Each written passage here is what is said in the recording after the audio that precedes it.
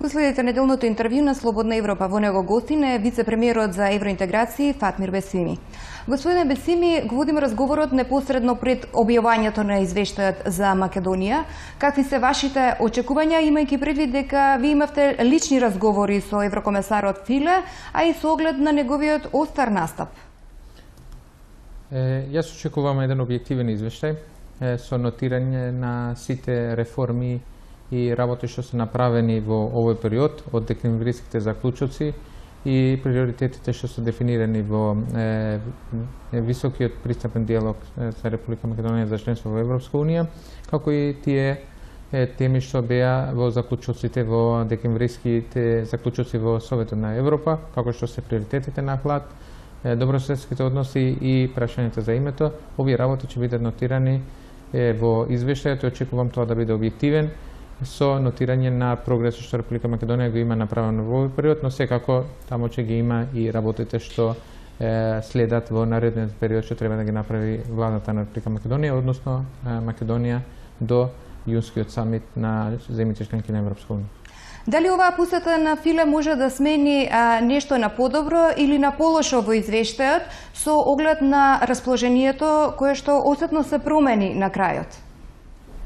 Мислам дека посетата имаше и таква функција да промени нешто во извештајот во позитивна смисла, да се внесат повеќе елементи за прогрес во Република Македонија. Тој и самиот кажа јавно дека од тоа што беа утврдени како итни приоритетни активности во рамките на ХЛАД после март неговата посета, најголем дел од нив се направи. Он нотираше работи што се направени во реформите во владење на правото, претходно во диалогот со медиумите во однос на измените во законот, со препорака сега во законот за медиуми да има поголема инклузивност на медиумите, новинарите и отворен диалог со медиумите за повторно да се воспостави. Потоа во делот на изборните реформи подсети дека треба препораките да се преземат. Значи, овие работи што се сметат дека се направени во меѓувреме да се нотират. И за одредени работи кои он сметаше дека има простор да се подобри до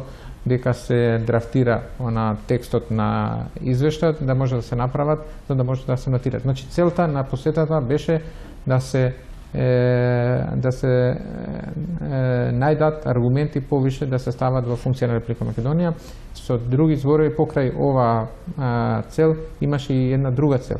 Порака за институциите во Република Македонија дека постојано не следат и очекуваат од нас да покажеме прогрес, за во јуни да имаме еден позитивен исход со датум за преговорите во Европска унија. Значи, секако дека тоа неговата посета ќе биде дел од извештајот. Еврокомесарот ги критикуваше партиите. Дали според вас партиите имаат капацитет да договорат нешто што ќе не придвижи во предстојниот период? Мислам дека Македонија може да покаже капацитет и потенцијал да ги надмене предизвиците. И во тој поглед и сметам дека и политичките партии може да покажат капацитет за државните интереси да ги стават пред партиските интереси, затоа што тие всушност се интереси на граѓаните на Република Македонија. Членството на Република Македонија во Европска унија и евроатлантскиот процесот на евроатлантска интеграција се стратешки приоритет за Република Македонија.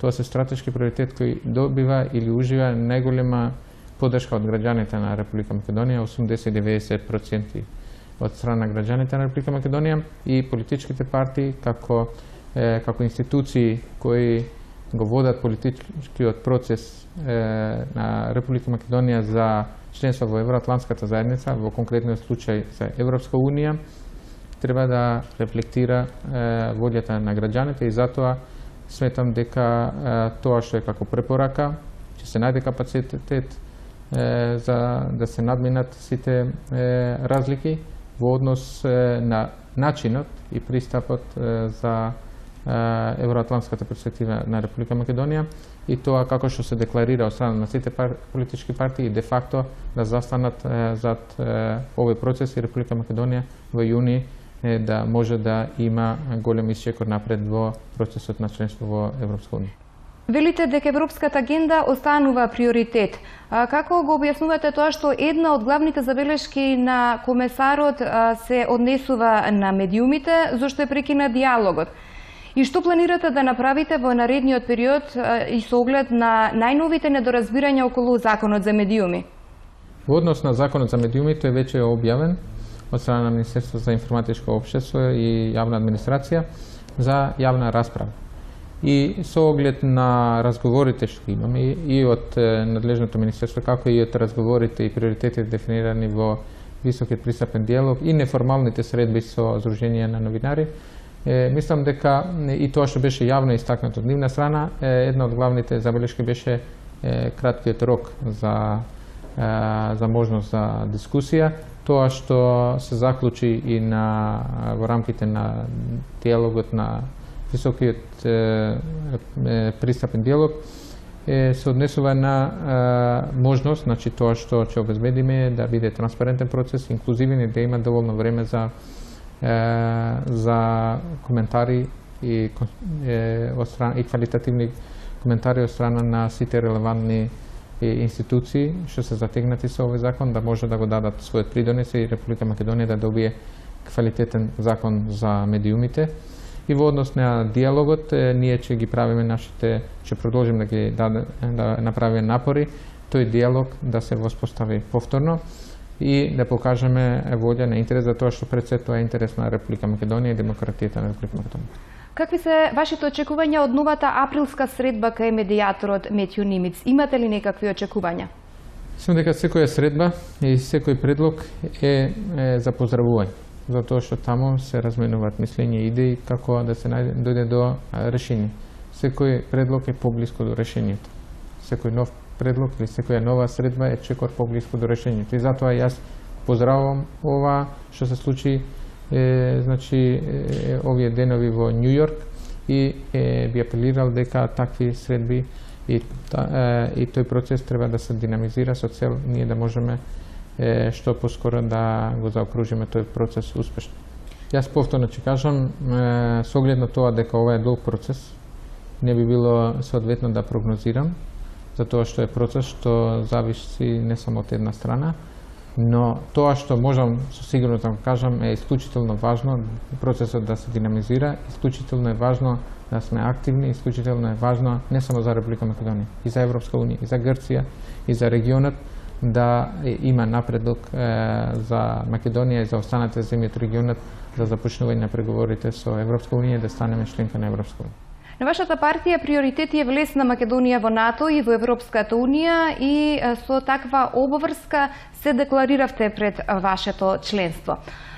Дали лично чувствувате разочараност, бидејќи не дочекавте Македонија да ја оствари незината стратешка цел во време кога бевте министер за одбрана? Тогаш бевте оптимист и очекувавте брз влез на Македонија. Во однос на нашата политичка определба, како политичка партија, евроатлантската интеграција секако е во основата на нашата политичка платформа, но тоа не е политички интерес на Демократска унија за интеграција. Не е само тоа. Туку тоа е пред се интерес на Република Македонија и граѓаните на Република Македонија. Ние само го имаме во основата на нашата платформа како главен приоритет, затоа што гледаме дека преку тоа ќе создадеме една подобра иднина за граѓаните на Република Македонија. Гледана од таа перспектива нема да прогнозира, затоа што тоа нема да смени ништо во процесот. Тоа што би рекол повторно ќе кажам, реален пристап, објективен, но со оптимистички амбиции. Ние треба да работиме. Значи да сме посветени без да преюдицираме кој ќе биде извештајот или која ќе биде оценката за извештајот во самитот во јуни на земјите членки, но до тогаш ние ќе работиме за да тој биде позитивен. Значи тој оптимизам се однесува на нашата посветеност, на нашата работа секојдневно во однос на овој процес, а прогнозите ќе ги оставиме после одржувањето на самитот, односно на Советот на Европска унија во јуни. Ви благодарам на разговорот. Благодарам на вас. Го следевте неделното интервју на Слободна Европа. До гледање.